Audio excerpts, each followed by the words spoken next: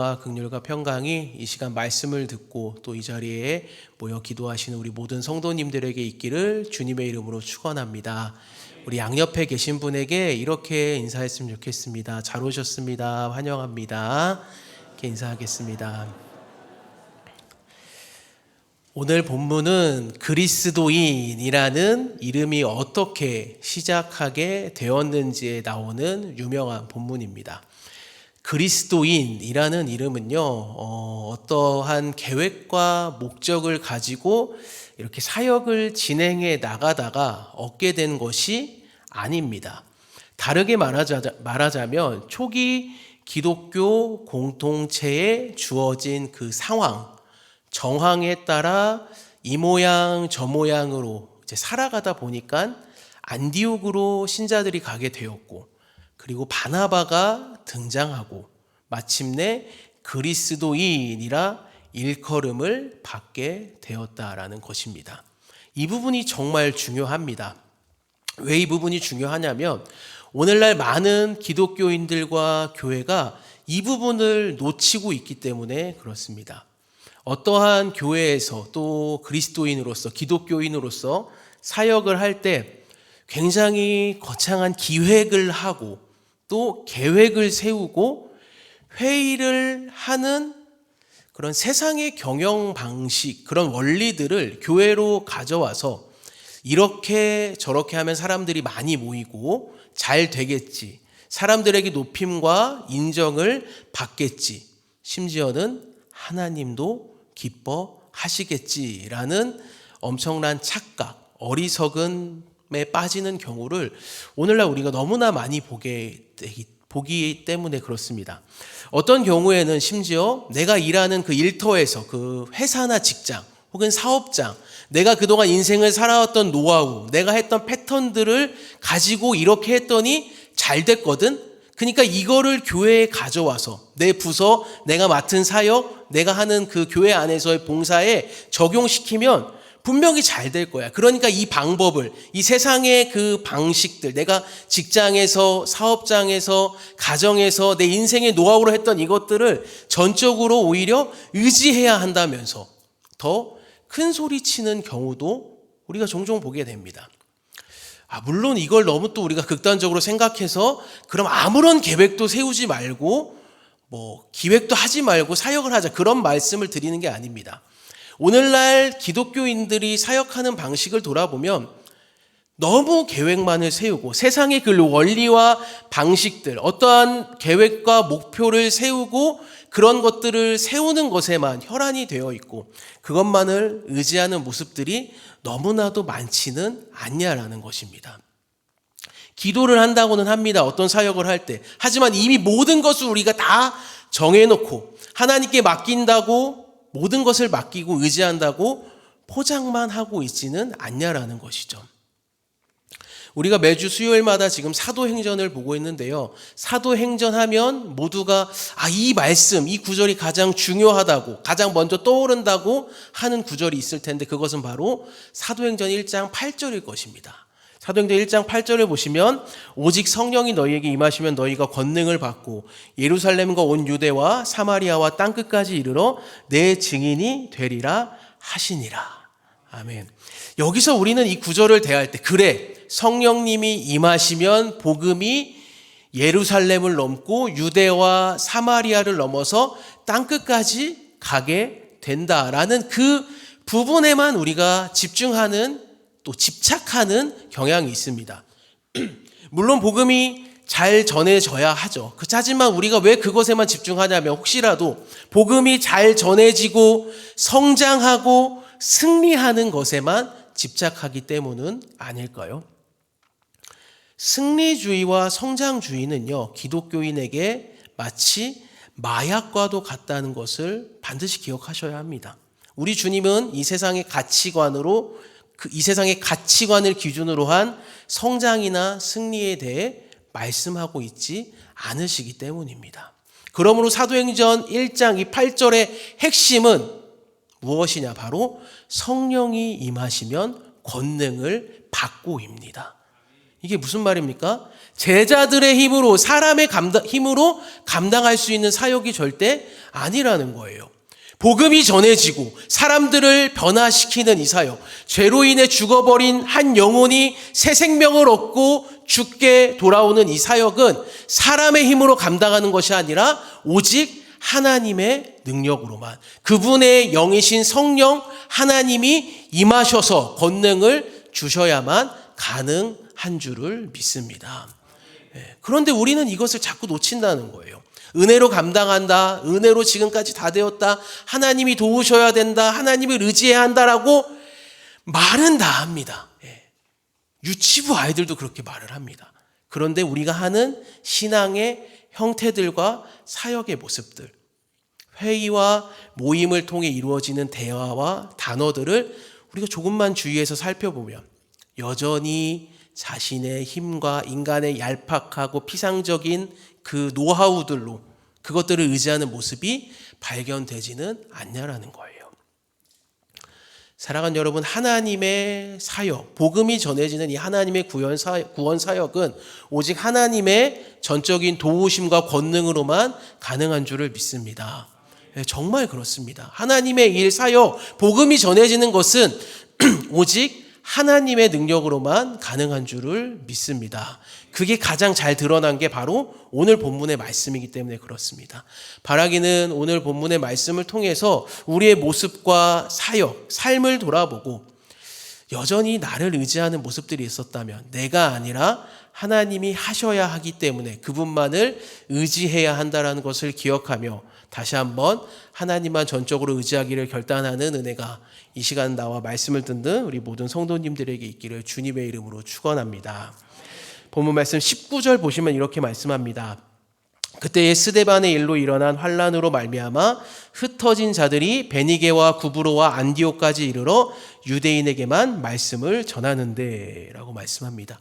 사도행전을 기록한 누가는 이제 베드로와 고넬료의 이야기를 멈추고 스데반의 일로 일어난 환란에 대해 이야기합니다. 이것은 바로 사도행전 8장에서 있었던 일로 스데반이 순교한 뒤 예루살렘에 있는 교회에 큰 박해, 핍박이 일어난 것을 가리킵니다. 8장 1절을 보시면 이렇게 말씀해요. 사울은 그가 죽임당함을 마땅히 여기더라. 그날에 예루살렘에 있는 교회에 큰 박해가 있어 사도 외에는 다 유대와 사마리아 모든 땅으로 흩어지니라고 말씀해요. 스데반의 순교를 시작으로 교회는 대대적인 박해를 당하게 됩니다. 그 박해가 얼마나 컸던지 방금 읽은 8장 1절에서 그냥 박해라고 안 하고 큰 박해라고 표현을 하는데요. 여기서 이 큰에 해당하는 단어는 원문에 보면 메가스라는 단어로 오늘날 일십, 백천만, 십만, 백만을 뜻하는 메가라는 단어의 시작이 바로 이 메가스라는 단어예요. 그러니까 예를 들면 메가톤급의 폭풍이 다가온다라든지 컴퓨터나 메모리 용량이 우리가 요즘 이제 메가라는 거 다 아시잖아요. 그럴 때 사용되는 단어가 이 큰에 해당하는 단어입니다. 그러니까 핵심은 뭐냐면 예루살렘 교회가 당한 박해가 너무나도 큰 박해, 메가톤급의 박해, 너무나 커서 상상할 수 없을 정도의 그 큰 박해가 가해졌다라는 거예요. 스데반이라는 영향력 있는 신자가 순교를 당했음에도 불구하고 사실 순교가 있었으면 스데반에게는 조금 미안한 얘기일 수 있지만 그래도 좀 즉각적인 순교의 열매가 나타날 수도 있는 거잖아요. 많은 사람들이 죽게 돌아온다든지. 근데 그런 일은 일어나지 않고 스데반의 순교로 인해 그 열매가 나타나 복음이 잘 전해지기보다는 오히려 어려움은 커져갔고 오히려 복음이 전파되는데 방해가 되는 큰 박해가 일어나게 됐다라는 것입니다. 결국 이 환란으로 인해 예루살렘에 있던 신자들은 흩어지게 됩니다. 이방 땅으로 흩어지게 된 거예요. 그런데 이 흩어진 사람들이 무엇을 하냐면 사도행전 8장 4절을 보시면 그 흩어진 사람들이 두루다니며 복음의 말씀을 전할세. 그러니까 흩어진 그곳에서 뭘 했다는 거예요? 복음을 전했다라는 거예요. 이 부분을 유진 피터슨 목사님은 메시지 성경에서 이렇게 번역을 합니다. 본거지를 떠날 수밖에 없게 되자 예수를 따르는 모든 이들은 선교사가 되었다. 어디로 흩어지든지 그들은 예수에 대한 메시지를 전했다라는 거예요. 복음을 전할 수 없는 환경에 처하니까 이 사람들이 예루살렘을 떠나는데 떠난 그곳에서도 뭘 했다는 거예요? 복음을 전했다는 거예요.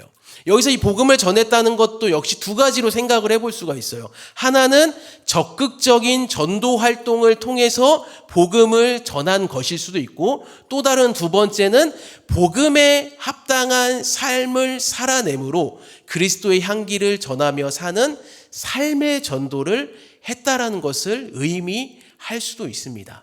그러니까 어쨌든 핵심은 뭐예요? 핍박으로 인해 예루살렘이 아닌 낯선 이방 땅에서, 이 흩어진 곳에서도 이 사람들은 복음에 합당한 삶을 신실하게 살아냈다라는 것입니다. 이들의 믿음에 위협이 가해지고 심지어는 생명까지 위태로운 지경에 이르게 됐지만 복음에 합당한 삶을 살아내고자 하는 이들의 삶을 환난과 핍박이 흔들 수 있을지는 모르겠지만 복음의 능력을 흔들 수는 없었다라는 겁니다. 그래서 흩어진 곳에서도 여전히 복음의 말씀을 전한 거죠. 그 결과 어떤 일이 일어납니까? 그게 바로 오늘 본문으로 이어지는 거예요. 사도행전 11장 19절에서 21절까지 3절 보시면, 그때의 스데반의 일로 일어난 환난으로 말미암아 흩어진 자들이 베니게와 구브로와 안디옥까지 이르러 유대인에게만 말씀을 전하는데, 그 중에 구브로와 구레네 몇 사람이 안디옥에 이르러 헬라인에게도 말하여 주 예수를 전파하니 주의 손이 그들과 함께 하심에 수많은 사람들이 믿고 주께 돌아오더라. 아멘. 복음이 들어갈 수 없을 것만 같았던 그 이방 땅 베니게, 구브로, 안디옥에 복음이 전해집니다.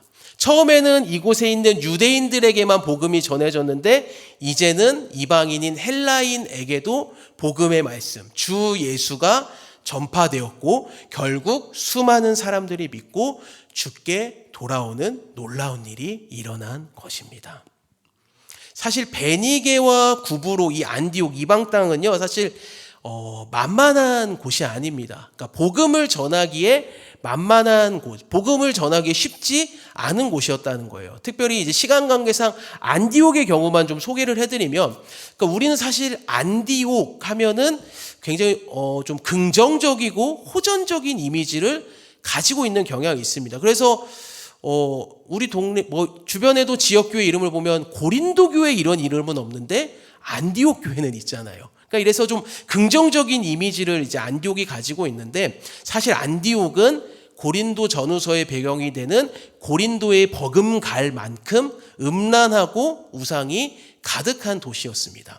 왜냐하면 안디옥에는 제우스, 아폴로, 아데미, 포세이돈, 튀게와 같은 우상 신들을 숭배했을 뿐만 아니라 우상들을 위한 종교 행위와 분위기가 가득했던 우상의 도시였기 때문에 그렇습니다. 특별히 아데미를 섬기는 여사제들과의 성매매를 통해 제의적인 성매매가 이루어지기도 했던 곳이 바로 안디옥입니다. 그러니까 굉장히 음란한 도시였고 우상이 너무나도 가득했던 고린도와 거의 비슷했던 분위기의 도시가 바로 안디옥이었거든요. 근데 이 안디옥에 복음이 전해진다는 게 쉬운 일일까요? 전해진다고 해도 사람들이 믿고 돌아오기가 쉬울까요? 그렇지 않다는 거예요. 근데 그럼에도 불구하고 이 안디옥에 복음이 전해졌을 뿐만 아니라 많은 이들이 주께로 돌아왔다고 누가는 기록을 하고 있습니다. 우상에 흠뻑 빠져버린 헬라인, 이방인들까지 말입니다. 사실 말이 안 되는 일이 일어나고 있는 거거든요. 그렇다면 이러한 일이 어떻게 가능하게 됐을까? 물론 핍박으로 인해 흩어진 사람들이 열심을 다해 복음을 전하고 그에 합당한 삶을 살았기 때문인 것도 사실이에요. 하지만 성경은 이것에 대해 이렇게 증언합니다. 사도행전 11장 21절을 보시면 주의 손이 그들과 함께 하심에라는 거예요. 그들이 열심히 복음을 전하기도 했지만 결국 뭐가 함께 하셨다고요? 주의 손이 그들과 함께 하심에. 할렐루야. 여기서 주의 손에 해당하는 단어도 역시 하나님의 능력, 권능을 가리키는 단어거든요. 무슨 말이냐면 하나님의 권능이 흩어진 곳에서도 복음을 전하는 사람들과 여전히 함께 하셔서 안디옥과 같이 음란하고 우상으로 가득 차서 복음이 들어가기도 어렵고 들어간다 해도 사람들이 돌이킬 수 없는 그 환경에서도 하나님은 여전히 복음의 능력을 발하게 하셔서 길을 여시고 이방인들이 주께로 돌아오도록 일하고 계셨다라는 것입니다.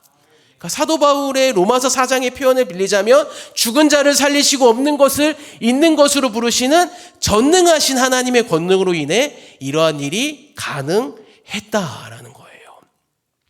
이뿐만이 아닙니다. 안디옥의 복음이 전해지는 일을 시작으로 해서 복음이 전파되는데 유익이 되는 일들이 이제 계속 이어져요. 22절부터 24절 보시면 예루살렘 교회가 이 사람들의 소문을 듣고 바나바를 안디옥까지 보내니 그가 이르러 하나님의 은혜를 보고 기뻐하여 모든 사람에게 굳건한 마음으로 주와 함께 머물러 있으라 권하니 바나바는 착한 사람이요 성령과 믿음이 충만한 사람이라 이에 큰 무리가 주께 더하여 지더라. 아멘. 이번에는 누가 등장합니까? 그 유명한 바나바가 등장을 합니다. 그래서 이 바나바를 통해 큰 무리가 주께 더하여 집니다. 믿는 자들을 더욱 주께로 돌아오게 하는 일들이 더 계속해서 이어졌다라는 거예요. 뿐만 아니라 이 바나바를 통해 하나님의 구원의 역사라는 무대 한가운데로 이방인 선교의 아버지이자 절정에 이르는 사도 바울이 등장을 하게 됩니다. 25절 26절입니다. 바나바가 사울을 찾으러 다소에 가서 만남에 안디옥에 데리고 와서 둘이 교회에 1년간 모여 있어 큰 무리를 가르쳤고, 여기까지만 볼게요. 바울이라고 불리는 사울, 스데반을 죽이고 예루살렘 교회를 핍박하는데 최고의 열심을 다했던 사울이 등장을 합니다. 바나바를 통해서 말입니다. 그리고 바나바와 사울은 안디옥에서 1년 동안 큰 무리들을 가르칩니다. 그러니까 또 어떤 일이 일어나요? 그러니까 계속 일이 일어나는데 26절 하반절 다시 보시면 제자들이 안디옥에서 비로소 그리스도인이라 일컬음을 받게 되었더라라는 거예요. 안디옥에서 복음을 듣고 제자가 되어 말씀으로 양육받은 사람들이 그리스도인이라 일컬음을 받게 됩니다. 물론 이 표현은 잘 아시다시피 조롱의 의미로 불려졌을 가능성이 높다고 합니다.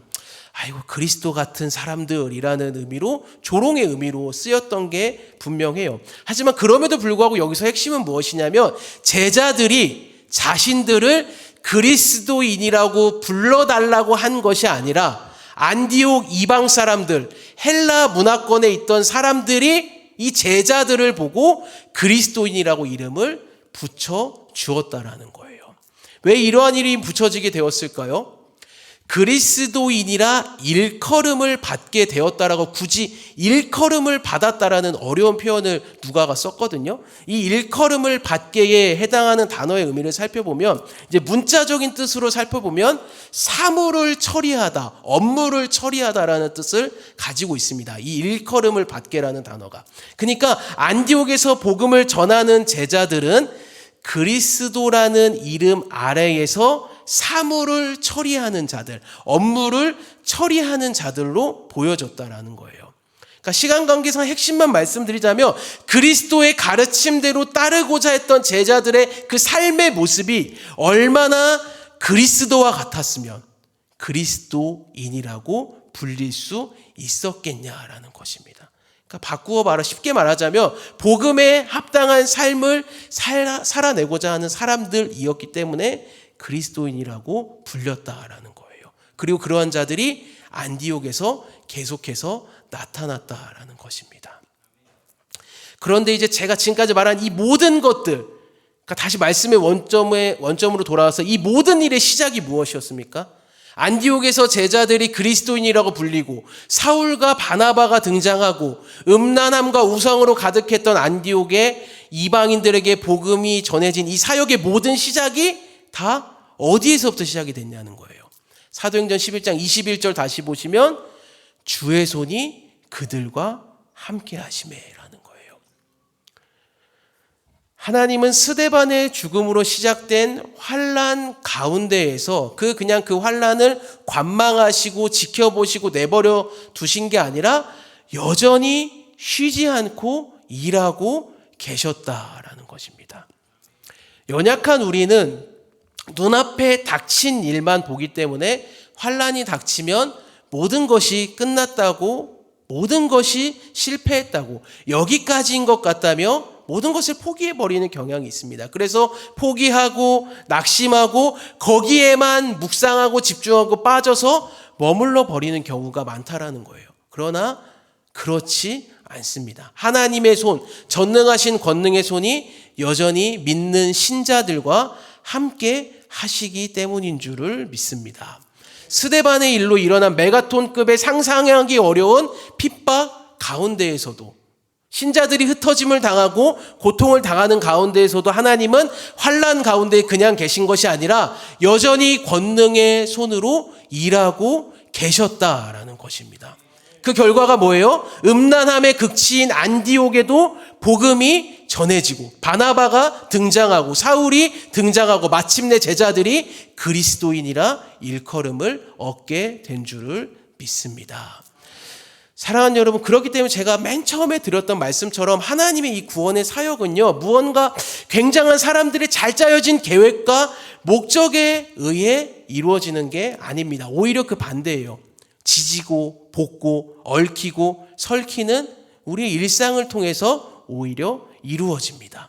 그래서 그때에는 몰랐는데, 정신없이 지나고 났는데 나중에 지나고 돌아볼 때야 비로소 진짜 하나님의 은혜였구나, 하나님이 도우셨구나라는 걸 우리가 발견하게 되는 건 아니겠습니까?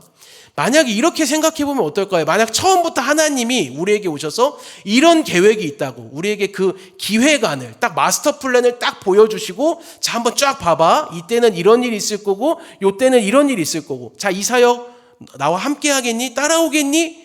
라고 하나님이 우리에게 오늘 말씀했다고 해봅시다. 그러면 그 길을 갈 수 있는 사람이 있을까요?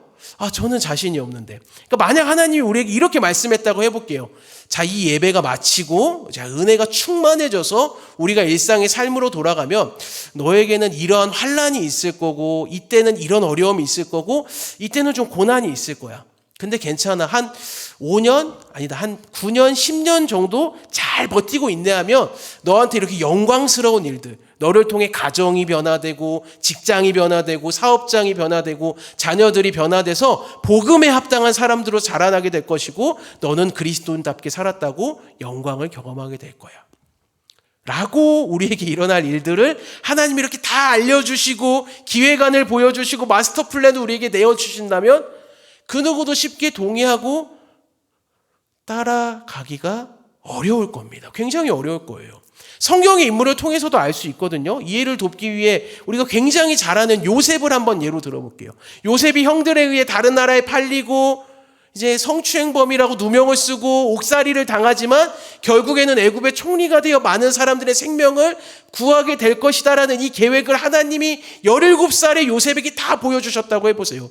제 아무리 총리가 되고 결국엔 영광을 얻게 될 거지만 요셉이 이런 계획을 다 알았다면, 네, 하나님 힘들지만 제가 한번 잘 그 길 가보겠습니다 라고 할 수 있을까요? 요셉이 아닌 그 누구라도 그 길을 가겠다고 할 수 있는 사람이 누가 있겠냐는 거예요.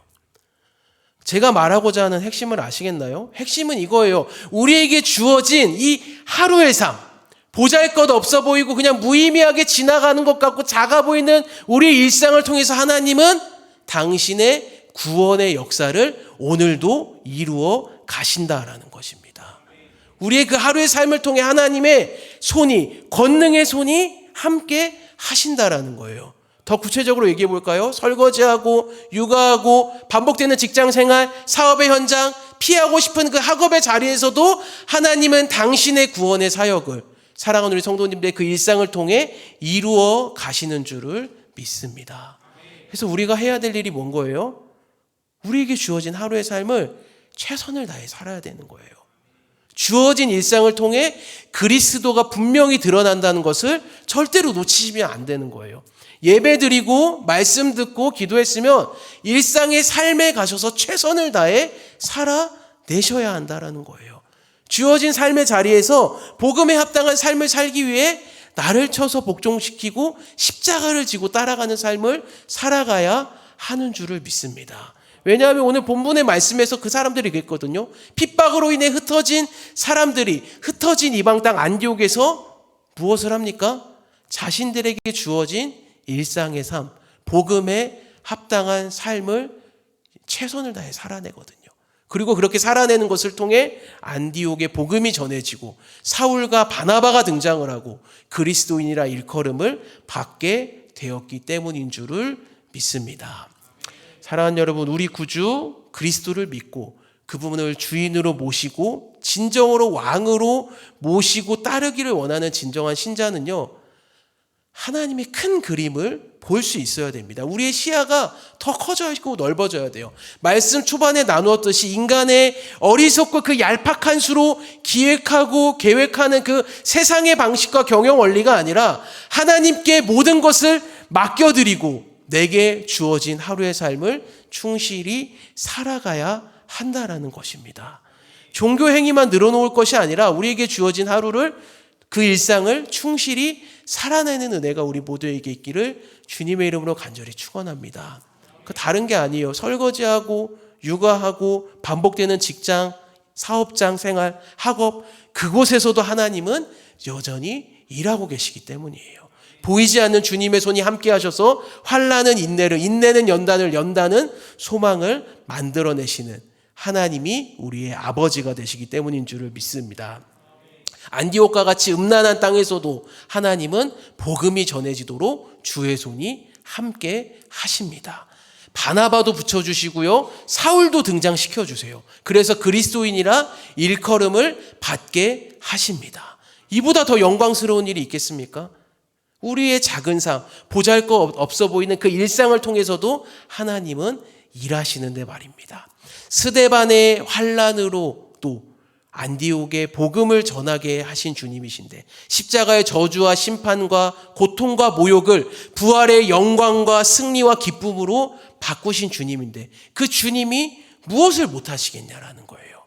하나님은 반드시 사랑하는 우리 성도님들의 하루하루의 삶을 통해 지금까지 일하셨고 여전히 일하고 계시며 앞으로도 완성하실 줄을 믿습니다. 빌립보서 1장 6절의 표현처럼 우리 안에서 착한 일을 시작하신 이가 그리스도 예수의 날까지 이루실 것을 우리는 확신하기 때문입니다. 사랑하는 여러분, 그 주님을 더욱 신뢰하고 의지하며 우리에게 주어진 하루하루의 삶을 복음에 합당한 삶, 최선을 다해 사는 삶이 우리 모두에게 있기를 주님의 이름으로 간절히 축원합니다. 찬송가